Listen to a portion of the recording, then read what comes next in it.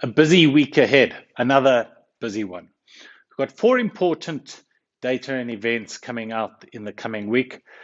Three of them are on Thursday, making that day a likely volatile day in financial markets. And in financial markets, can anything stop this continued Rand rally? Of the four big events, two are local. We get the GDP figure and the current account figure both for the first quarter. GDP is expected to show a moderate increase.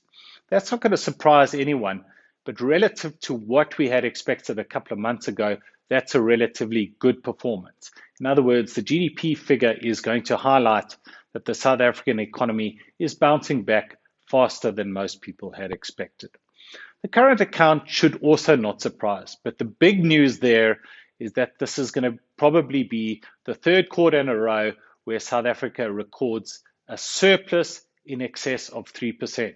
That's caused by the rally in commodity prices, super high commodity prices, our export sector really doing so well. Most importantly, that huge trade surplus, which is reflected in the current account, reiterates or shows why the Rand is just doing so well. Overall, then, on the local front, two relatively good numbers. Again, that current account highlighting the positive Rand fundamentals. The two global events or data and events are more complicated and create two-way risks to our domestic financial markets. Both come on Thursday. We get US CPI, that's for May, and is expected to show a continued acceleration from the already elevated levels seen in April. Over the past couple of months, we have had numerous data points pointing to large inflationary pressures. The markets have dismissed this, going with the Fed speak that this is transitory and that inflation will ease off towards the end of the year. But the question for markets is, will another overshoot in inflation start to really raise some nerves? The ECB meeting also on Thursday is a complicated one. They are likely to upgrade the economic forecast and then deal with the touchy issue of whether the PEPP bond purchase program is going to remain elevated. What the market is going to have to look at is the words in the statement and the words from the press conference. It's a very technical one that can create two-way risks for the Rand and our domestic markets. Three other points just worth noting. One is we continue to obviously watch the rising COVID numbers in South Africa. Continued slow acceleration, the acceleration being lower than that in previous waves, which is positive at least.